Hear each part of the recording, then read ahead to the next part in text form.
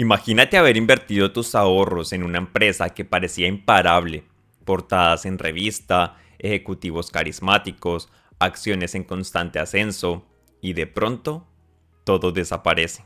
En cuestión de días, tus inversiones valen cero. Te sientes estafado y te preguntas, ¿cómo no lo vi venir? En este video vamos a recorrer las historias de tres de las bancarrotas más impactantes en la historia de la bolsa de Estados Unidos. No solo para entender lo que pasó, sino para aprender cómo evitar caer en la trampa de invertir en empresas que parecen brillantes por fuera, pero están podridas por dentro. Si estás empezando a invertir o quieres afilar tu análisis fundamental, quédate porque esta historia puede salvarte de perder mucho más que dinero. Puede salvarte de caer en el mismo engaño que atrapó a millones de inversores en el pasado. Antes de comenzar, no olvides que en el link de la descripción te dejo el ebook Domina tu mente y tu trading. Con este ebook aprenderás a gestionar tus emociones ante el mercado, crear un plan de trading claro con objetivos reales, evitar los errores que llevan a la mayoría a perder dinero y transformar tu forma de invertir con herramientas aplicables desde el primer día. Te dejo el link en la descripción para que vayas y los visites y aproveches que nos encontramos con el 20% de descuento, dado que nos encontramos en el sale de mitad de año. Aprovecha este descuento porque es por tiempo ilimitado. Sin más, comenzamos.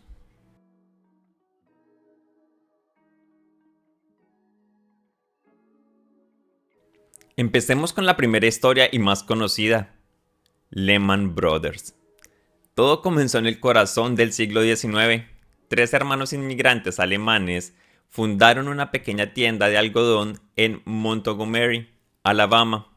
Nadie imaginaba que esa tienda, con el tiempo, se convertiría en uno de los bancos de inversión más poderosos y emblemáticos de Wall Street, Lehman Brothers.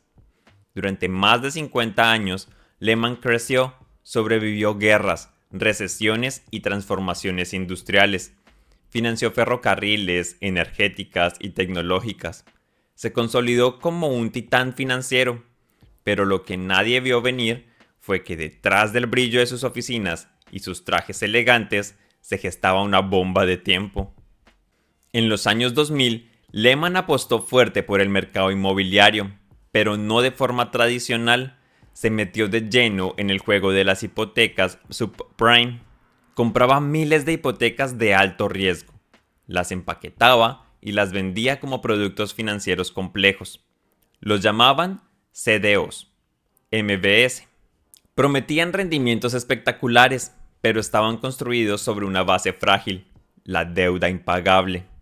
Durante años, mientras los precios de la vivienda subían, Lehman creció como nunca antes. Sus ejecutivos eran celebrados, sus bonos millonarios, su prestigio intocable. Pero lo que parecía crecimiento era en realidad una ilusión, una burbuja inflada con codicia, apalancamiento extremo y una falsa sensación de seguridad. Las señales comenzaron a aparecer: hipotecas que no se pagaban, casas que nadie quería, deudas que no valían nada. Pero Lehman siguió adelante, apostando más, arriesgando más, hasta que la realidad los alcanzó. En 2007 el mercado empezó a desmoronarse. En 2008 el castillo de naipes se vino abajo. En septiembre de ese año, Lehman reportó pérdidas millonarias. Su valor en la bolsa se desplomó.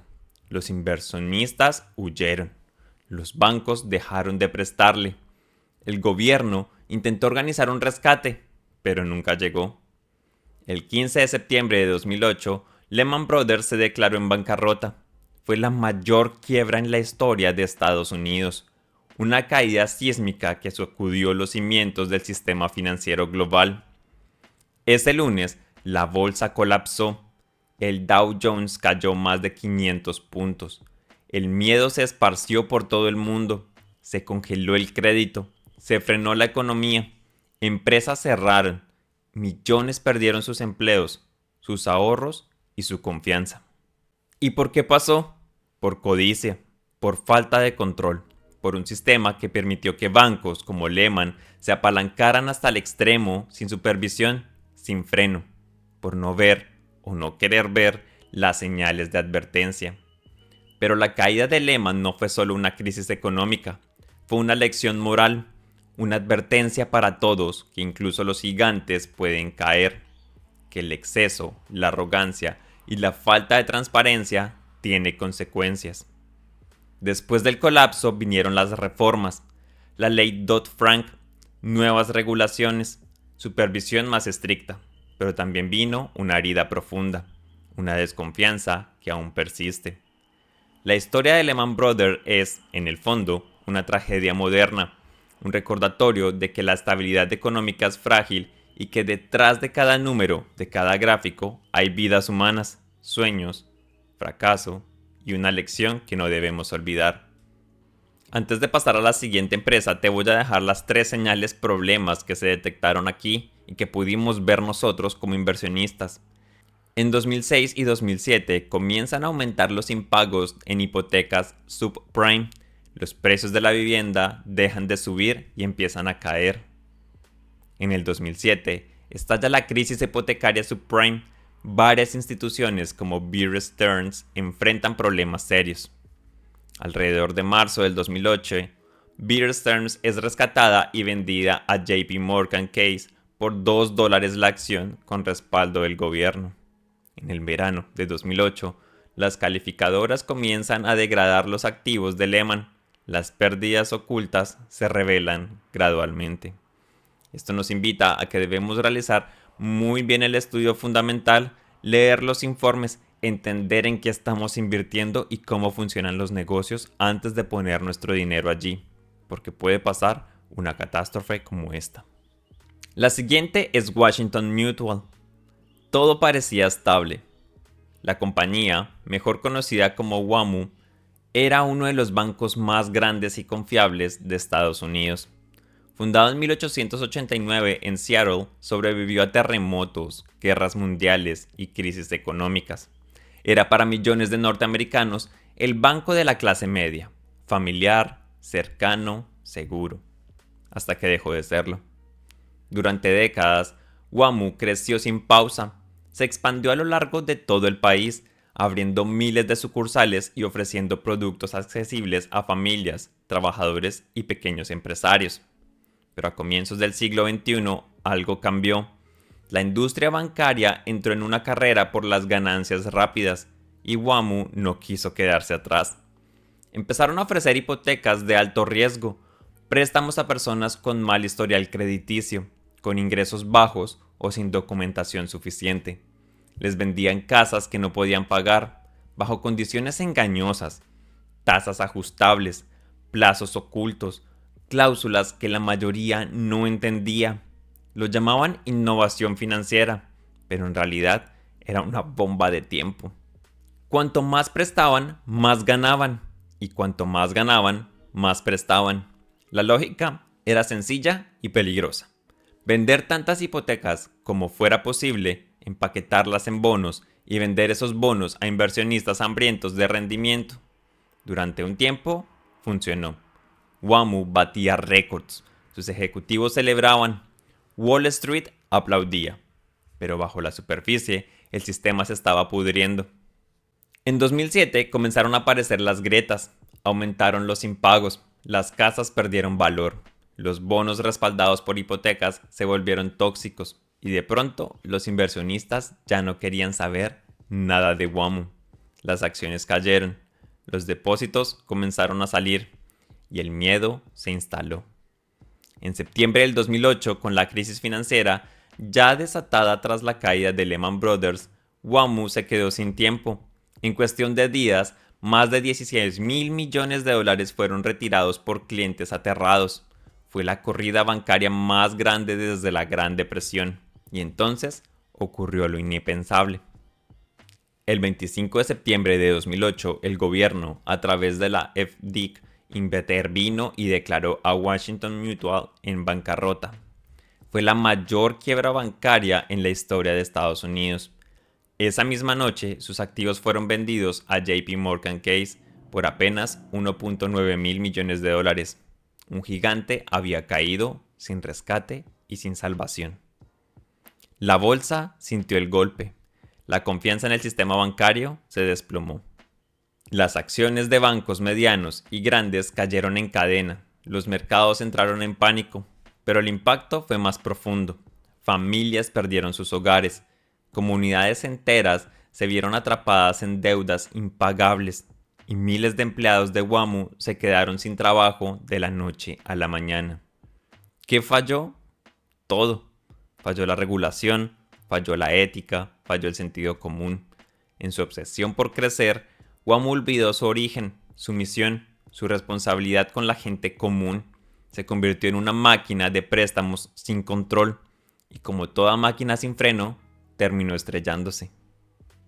La historia de este banco no es solo la de un banco, es la historia de cómo la ambición sin límites, la desregulación financiera y la avaricia institucional pueden destruir incluso lo que parecía indestructible.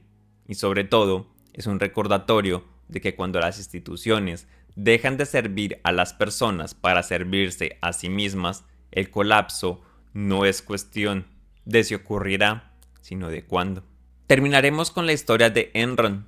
Durante los años 90, una empresa brillaba con fuerza en Wall Street. Enron era símbolo de la nueva economía, innovadora, disruptiva, moderna. Fundada en 1985 como una compañía de gas natural tras una fusión en Texas, Enron creció hasta convertirse en un imperio energético global, o eso parecía. Sus ejecutivos aparentaban en portadas de revistas. Su modelo de negocio era aplaudido como revolucionario. Desde la desregulación del mercado energético hasta la especulación en derivados financieros, Enron lo hacía todo, y lo hacía con estilo.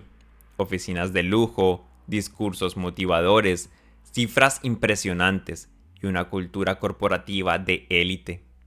Pero había algo más detrás del telón, algo que nadie quería ver o no se atrevía a cuestionar. Enron no ganaba dinero real, ganaba tiempo. Fingía, inflaba, manipulaba. Usaban una técnica llamada mark to market, que les permitía declarar como ganancia presente los beneficios futuros estimados de contratos que aún no habían generado un solo dólar. En resumen, contabilizaban como ganancia lo que aún no existía.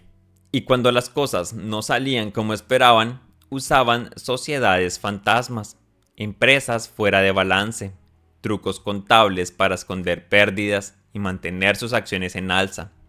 Todo parecía legal, todo parecía genial, hasta que no lo fue. A comienzos del 2001 empezaron a surgir preguntas. ¿Cómo ganaba tanto dinero una empresa que no tenía activos tangibles? ¿Por qué había tantas estructuras financieras ocultas? ¿Qué estaba pasando con sus libros contables? En octubre de ese año, Enron admitió que había inflado sus ingresos por miles de millones de dólares. Las acciones, que habían llegado a valer más de $90, se desplomaron a menos de $1. Los empleados perdieron sus ahorros, sus pensiones, sus empleos. Los inversionistas quedaron en ruinas. El 2 de diciembre de 2001, Enron se declaró en bancarrota. Fue en su momento la mayor quiebra corporativa de la historia de Estados Unidos, pero más allá de los números, lo que colapsó fue la confianza. La bolsa reaccionó con furia, el mercado entró en una ola de ventas, la credibilidad de las auditorías, especialmente Arthur Andersen, una de las 5 grandes firmas de contabilidad del mundo, se derrumbó. Andersen fue acusada de obstrucción a la justicia por destruir documentos relacionados con Enron y terminó desapareciendo. La opinión pública no podía creerlo. ¿Cómo era posible que una empresa tan grande, tan admirada, estuviera construida sobre mentiras? ¿Dónde estaban los reguladores? ¿Dónde estaba la SEC? ¿Dónde estaban los expertos? La respuesta era incómoda. Estaban mirando hacia otro lado. Enron era demasiado celebrada, demasiado admirada, demasiado conectada. Su caída mostró la fragilidad del sistema financiero, la corrupción de las auditorías, la complicidad de las agencias calificadoras y el silencio de los reguladores. Las consecuencias fueron profundas. Nació la ley Sarbanes-Oxley en 2002, que impuso nuevas obligaciones de transparencia y responsabilidad para las empresas que cotizan en la bolsa. Se reformó la forma en la que las auditorías operaban. Se impusieron castigos ejemplares, pero el daño ya estaba hecho. Enron no fue simplemente una quiebra, fue un fraude institucionalizado. Fue una traición a los empleados, a los inversionistas y a todo el mercado. Fue una historia de arrogancia, codicia y autoengaño. Y sobre todo, fue una advertencia. Cuando las apariencias valen más que la realidad y cuando los números se fabrican para impresionar en lugar de reflejar, la caída no es solo posible, es inevitable. Estas empresas no cayeron de un día para otro. Las señales estaban ahí. Deudas insostenibles, modelos de negocio oscuros, crecimiento artificial y una peligrosa mezcla de codicia y falta de transparencia. Como inversor, tu mejor defensa no es la suerte, es el conocimiento. Analiza los balances, cuestiona el crecimiento que parece mágico, desconfía del humo y los espejos, y nunca inviertas en algo que no entiendas, solo porque todos lo están haciendo. Las historias de Enron, Waymo y Lehman no son solo casos del pasado, son lecciones vivas, y si algo nos enseñan es que en el mundo de la inversión, la apariencia no siempre refleja la realidad. Suscríbete si quieres aprender a invertir con criterio, con inteligencia y con los pies en la tierra, porque aquí no venimos a especular, venimos a entender. Nos vemos en el próximo video y felices inversiones.